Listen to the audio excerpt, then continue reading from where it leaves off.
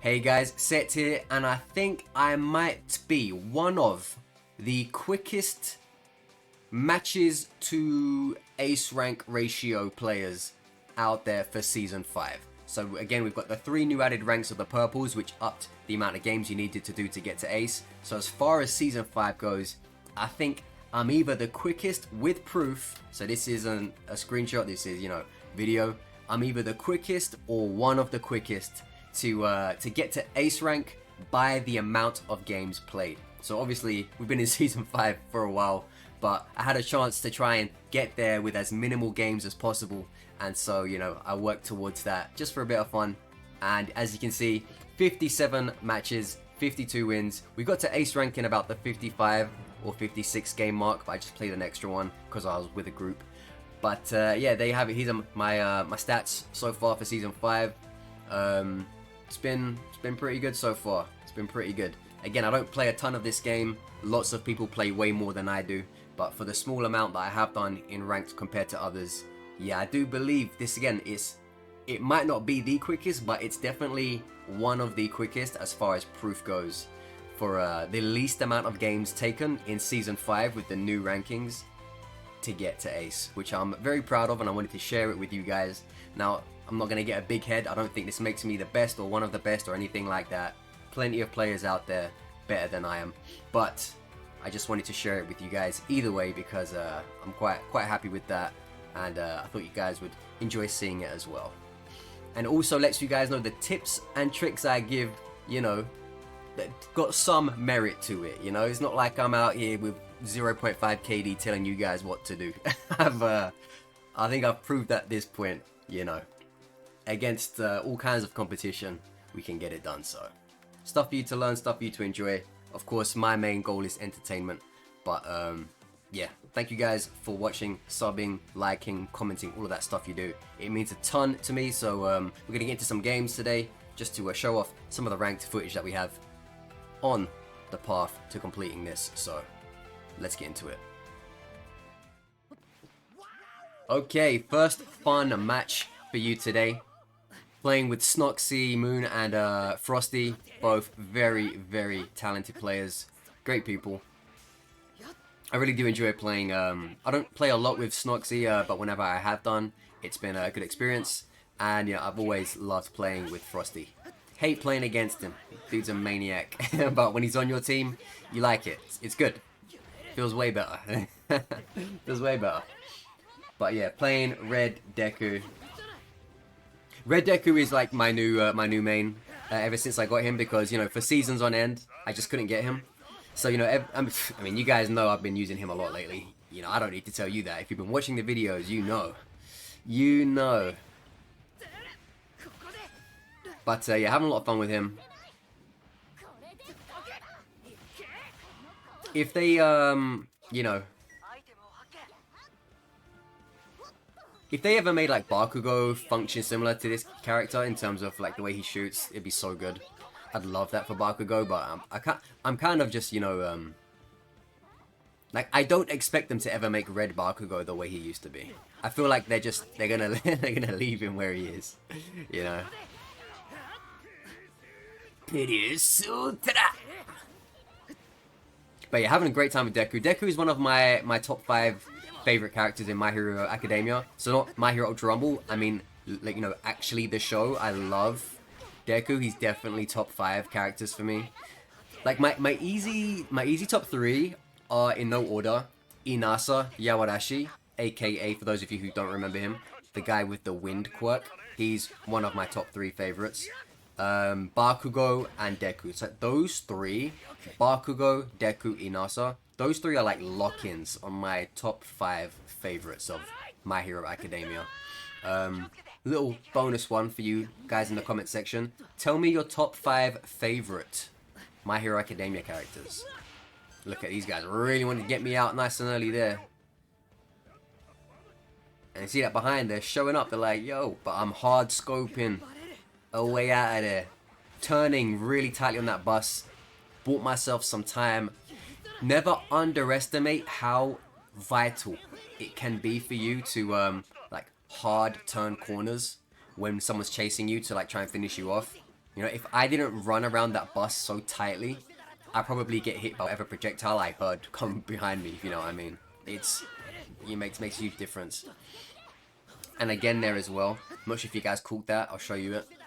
I anticipated that Deku was going to like jump up with his gamma when he went down, because why wouldn't he? I blocked him off. It collided with the one I set right in front of him, and it, you know, effectively messed with his ability to go up into the air, because he probably got stuck on my one because I put it there. So obviously I didn't need to do much to him there, but I effectively stopped him from having any escape option for my Ochako to finish off. So yeah, again, let me know in the comments your top 5 favorite My Hero Academia characters in no particular order. If you know your order, great. But to make it easier, it doesn't have to be in any order. But yeah, as you can see, you know, this is going to be like some of the gameplay, you know, that I provide, from which has gotten me, you know, the record you've seen me get for Season 5. I've been playing a lot of Deku, been really enjoying it. Super fun character. You know, he has his drawbacks, but if we're being honest, you know, he's a very powerful character. The main flaws of this character are this particular move here leaves him very open to taking damage if he misses. So there's a lot of punishment to be taken if you fail a gamma. In my opinion, beta.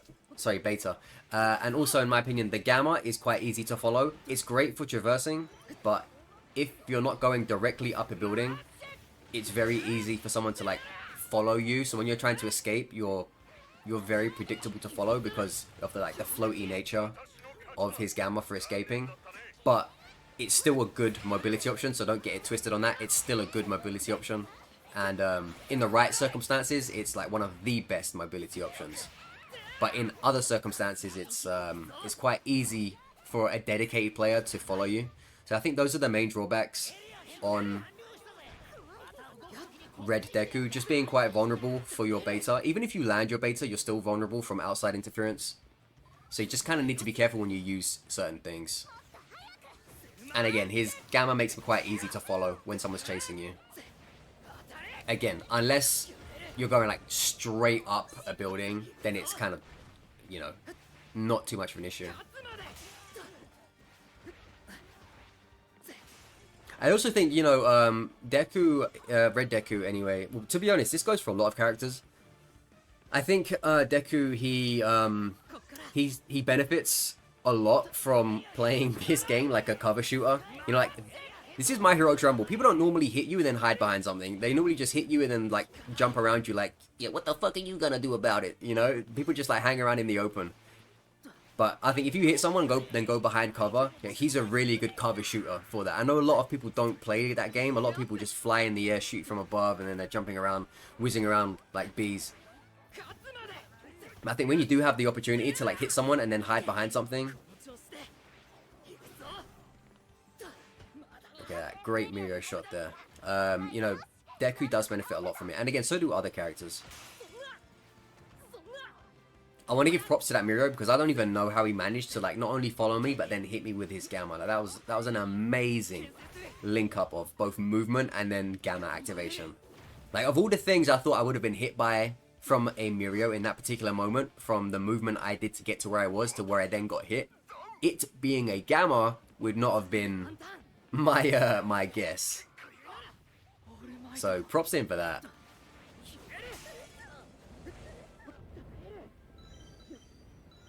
Again, using that part of the building there to give me some cover from that Shiggy. And the thing is, like, I didn't just do that on the fly. Even as I was going to pick up that token of my All Might, I already knew in my head I was going to run around that thing to protect me from anything. I already knew I was going to do that. So a good thing for you guys to do is,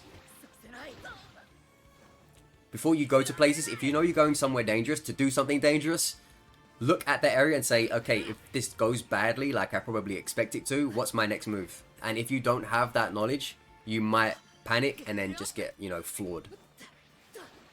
So going somewhere and knowing what your next move is, in case that somewhere doesn't turn out to be good for you, is an absolutely massive deal.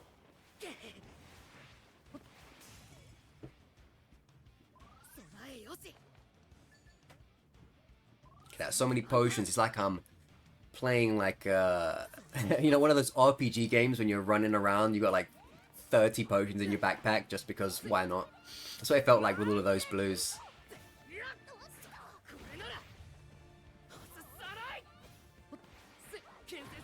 The Mirio buff has made Mirios very, very threatening now. Mirios before, you could just be like, I know you're not going to hit me. Your alpha, you know, is about as reliable as a relapsing crackhead. You know, you're just... your alpha is not going to be a trouble to me unless I make it a trouble myself. But now, oh, that boy can hit his alpha. He's not worried about that anymore. It's your turn to be worried about it. Before, it was Mirio players worrying about their own alpha. Now it's time for everyone else to be worried about Mirio's alpha. And now he's not worried about it anymore. So you have to be very careful around Mirios. You know, don't take them for granted. You know, there was those good days where I would just dash out of the way. Just by a split hair from his alpha. And I'd be like, yeah, that's the shit right there. But now, nah, that's still going to hit you.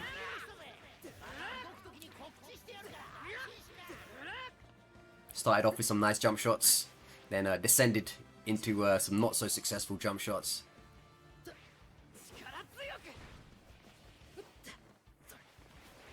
When it comes to evading Mirio's charged shots, it's all about just looking at what he probably wants to do and then not being there. You just have to look and see, like, oh, where does he think I'm going to go? And then don't go there. And if he's like 3D chessing it or 4D chessing it and he's like, I'm going to go where he thinks I'm not going to see him go, blah, blah, blah, blah, blah, then you might be in trouble. But it's very hard for a Mirio to think that way and pull it off at the same time. If you notice, by the way, again, look, I'm on my own here. So I'm not ever... This is a big thing to... watch this. Beta him inside of his shield. I know he's going to try and attack me immediately, so I did another beta. And it caught him out, because he was going to be hyper-aggressive there. Yeah, so anyway, as I was saying, because I'm on my own, I never want to commit too much to something if I can help it. I'm always trying to get these incremental heals. It's like I've got full health and 200 shields. Not good enough. I need 250. You know, I've got full shields and like 280 health. Not good enough. I need 350. When you're playing on your own, or when you're playing in a very frantic circle like this, you need to constantly be, you know, perked up. You need to be finding these small opportunities, these small windows to get your heals up. Because what's going to happen is, as that fight goes on more and more and more, you're going to have less and less time to heal. So what happens? That's right, over time, you lose more and more and more health until it gets to the point where you have less and less time to heal. And then that eventually comes to a crossroads where you don't have any time to heal and you ain't got no health, son of a bitch. So you're going down. So look, even now, 304 to 350. You gotta think, what's the point in that? It means everything, because I need, in a circle like this, I need to be able to take as much damage as possible. And if that means constant healing, then that means constant healing. Because it means every engagement I get into, I'm going to be at my best for it. You know, if I have the means to do that.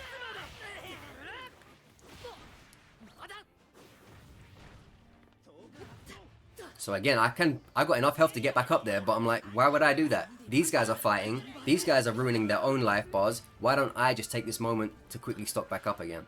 You know? It's all about...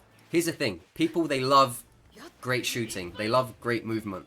They love great melee. Blah, blah, blah, blah, blah. That is all great, and that does make a great player. But you also need to think smart. You need to be reasonable with how you approach these circles. You need to think ahead. You need to show attrition, you know? It's like, if you don't have, you know, the resources, you're not going to get far. And again, look at that. Being in these positions, it gives me these opportunities, because I'm just not in everyone's face. Bang, lovely shot. And if you've been paying attention to this match, you would know that Mirio was, 1, very good, and 2, probably the key to winning this game, because he was, you know, absolutely on point. He was absolutely on point, and he was very problematic because he could get anywhere, do anything, and very mobile. And, you know, if he decided to focus me, it was going to be a very hard day for me. So thankfully I was able to knock him back at every opportunity. But getting him out of the game was like a big factor for me, because he would have been a thorn in my side. So as soon as I recognized I could get him out, I did, and I did not, you know, mince words about it. As soon as he was down, I made sure he stayed down. And that's out of respect. That's out of respect, because I recognized, again, who's the trouble for me right now? Who's giving me the biggest hassle? who is, you know, the most likely to find me in these little positions where I want to rest and heal up. And it's always going to be him. So obviously I've managed to get my 2 guys back in the game. I'm sure they didn't expect that when they both went down, but you know, I like to surprise. I like to surprise, and I believe I did so there. I don't think they was expecting to get back into the game. But again, did you see the pace I took the game? I didn't rush anything. I took my time when I needed to, stood in a corner when I needed to, healed whenever I got a chance. It allowed me to consistently stay within the fight. And, you know, if I didn't do all of those small heals, I might have died a lot sooner. And if I didn't take those breaks, I might have died a lot sooner.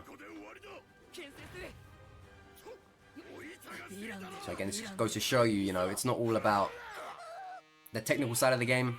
Sometimes you need to use the mental side, and that can be the difference between, you know, clutching up for your team or not clutching up for your team. So again, these are the kind of games that went towards that run of you know, ace in about 55, 56 matches. They weren't all, you know, sweet and easy. GG. Alright, another good ranked game with Pink and Sturdy this time. As you can see, I was doing my opening loot, and I saw my teammates' health going down, which means, hey, I gotta get in there, and I gotta get in there quick. So for many of you, you know this immediately, but for some of you, it might be, you know, something you're not too familiar with, or something you don't keep an eye on as much. Always look to see what your teammates' life bar situation is. If they're losing health, look at the map. Where are they? Can you get there? Can you help them? What are you doing? Looting? Man, drop that and go help out. You know, don't be like, hey, I'll be there in 5 minutes. 5 minutes, they'll be dead. 5 seconds, they could be dead. You gotta get over there nice and quick. That AFO gamma, even though this is a replay, it still had me holding my breath. I'm like, am I gonna get pulled in by that? You know, it's like this game's already happened. And even then I'm looking at it like, what's happening? You know, but yeah, we was out of range for that one. Because that's the weird thing about, you know, All for One's gamma. You can be like a whole body, like one body's worth, standing outside of the red, and you still might get pulled into that. Also, I don't know where that guy vanished through the wall from, but or the corner of the room rather.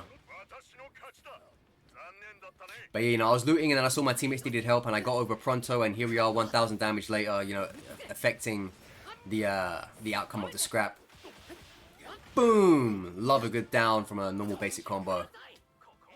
And you know, my arrival also allowed our Ida to get away. If you notice, I, you know, blocked off the entrance with my gamma. He picked up All Might, and then he was off. And you know, before you know it, All Might's back in the game. So you know, huge plays right there. Huge plays right there. And this is the thing, knowing these kind of things, some of you might be like, oh, I don't get good enough teammates to play with me, blah, blah, blah, blah, blah. Oh, Ida, give it a break. But, alright, he's done now. But, when you play like this, when you do run into good players, and you're helping those good players, you're coming to their aid when they need you, you're giving them stuff when they need it, you know, you're being attentive. When you do play with these good players, they're gonna be like, hey, this guy knows what he's doing. This guy, you know, isn't a psychopath. This guy isn't, you know, trying to raise my blood pressure on purpose. So when these good players that you very often want to team up with, when they see this, they're gonna be more likely to want to play with you again. So when you send that friend request, hey, we won with this guy, and he's gonna be like, yeah, that guy came and helped me out when I was nearly down. That guy gave me a group here when I needed it. This guy was doing XYZ, which showed he had understanding of the game. So for those of you, because I know not everyone has access to like great teammates or knows people to play and all that stuff, but this is how you meet them. All of the regular people I play this game with, like I never knew them before this game. I just played this game, and then, you know, I met them within it because we recognized from the way we played that, you know, we were good for each other, you know. We were matches made in heaven. I got loads of soulmates on this game, you know. And it's because when you apply these things to your gameplay and, you know, you do well, the other teammates will recognize that you're doing well, and then from that, man, I wish I had caught him for that. From that, you'll see that more, you know, quote unquote sweaty players will be more willing to play with you more often, maybe even willing to add you. So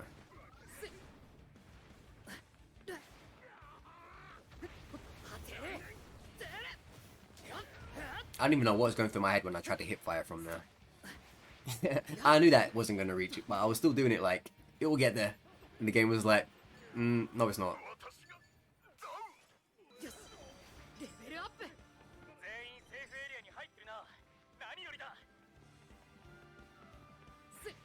But obviously, you can't be everywhere all at once. So sometimes your teammates are going to go down. It's like I always say, even when you know all the right things to do, it doesn't mean that you're always going to do those right things in a match, because there's stress, there's chaos, there's unexpected developments, there's pressure. There's all kinds of things you can't account for in a game. But the more good things you know to do, the more of those things you're going to do than the bad things. And that's really what it's all about. Trying to make as many good decisions as you can in a game, as consistently as you can. Because you're not ever going to play a game where you made the right decision every time. But it's about trying to make the right decision as much as you can. And the more right decisions you know to make, the more likely you're going to make them in the moment. Whereas if you only know how to do a few things well, or you've only got a few good, you know... I hate it when the beta does that, when he gets stuck on it, and you don't get the full damage. But if you only know a few things, then that's less good things to come into your head when you're going to need them the most. So the numbers are working against you, if that makes sense.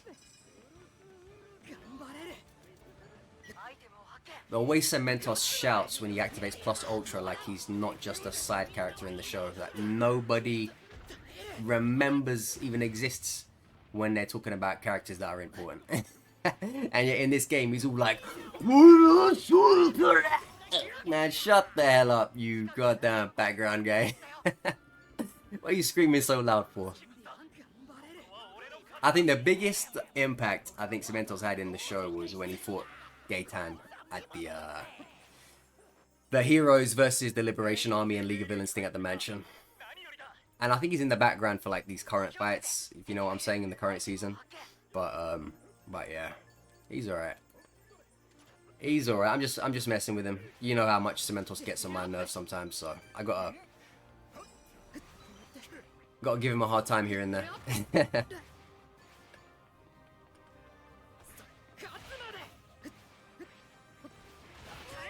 When I see someone run into that cafe and I know I'm good and I know they're not good in terms of, like, you know, their health and everything, I'm like, damn, you made the worst decision possible.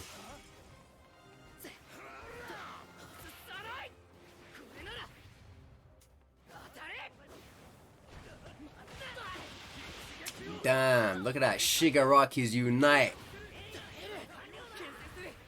He's like, we may be enemy Shigarakis, but we both hate Deku. And that was it. That was all that was needed. Oh, that was a lovely shot. You see the way he just turned in midair to shoot that as well? Love that shit, man. So nice. Like, that was an anime-esque shot. I gotta watch that again. Like technically, it's not as crazy as it looks, but the character model spinning around to do it, that's what makes it look really cool. Yeah, look at that. You like that, come on. That was good. That was good. Yeah, put that in your oven.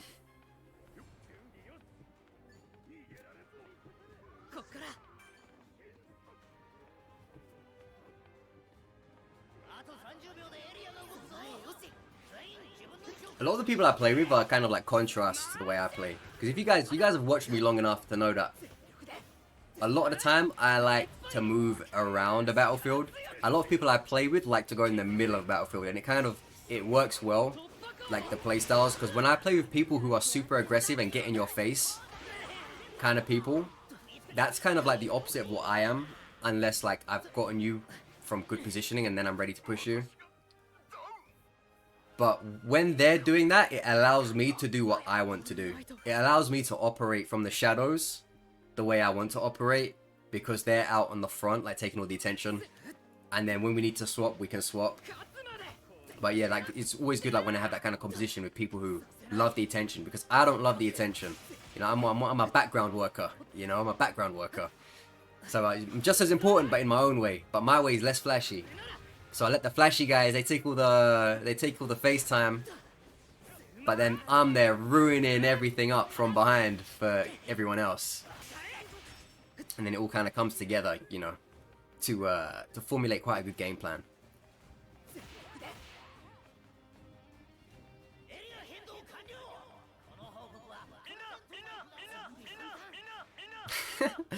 Eat him, man. Look at that Darby getting ready to serve me my coffee. He's like, "What would you like?" And I said, "I'd like a down with your name on it." And he went, "What? What are you talking about? What are you talking about?" I said, "I want a down with your name on it, buddy."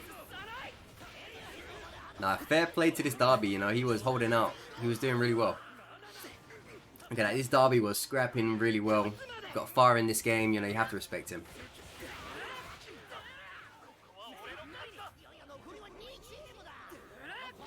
I hope he got one last shot of caffeine from behind that counter before we closed it out for him.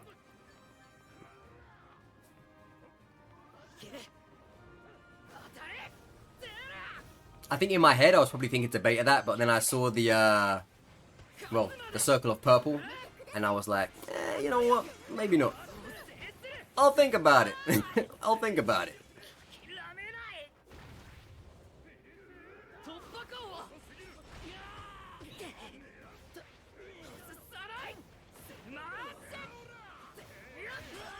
I have no idea how that Darby managed to get back in there. Did he? He definitely got KO'd, right? How the hell did he get back in? Is it the same one? No, a different one.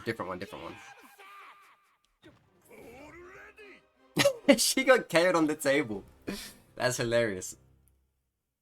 That is actually hilarious. Next time I go into a cafe, you say, "What do you want?" And say, "I'll have one toga, please. One toga." So there you have it. So 2 fun ace rank games for you to enjoy, to celebrate reaching ace rank in, again, what could possibly be the least amount of games required to do it this season. And I always emphasize this season because 3 new ranks were added on the way there. So, you know, changes it a bit from the previous seasons. But yeah, again, thank you guys for all that you do. Thank you for watching. Thank you for commenting. Thank you for liking. Thank you for subscribing. Thank you for defending my honor around various parts of the internet if it comes to it. Thank you for slating me, because it still brings more eyes this way, because people want to know, who is he talking about? Thank you guys for the ones who play with me in matches, in ranked, unranked, anything, whatever it may be.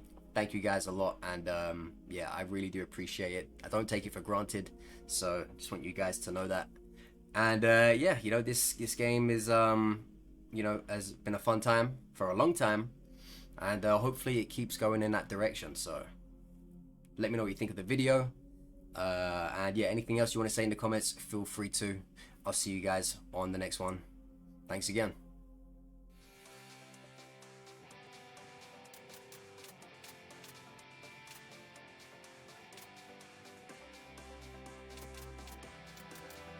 新しいアイテムが追加されたよ。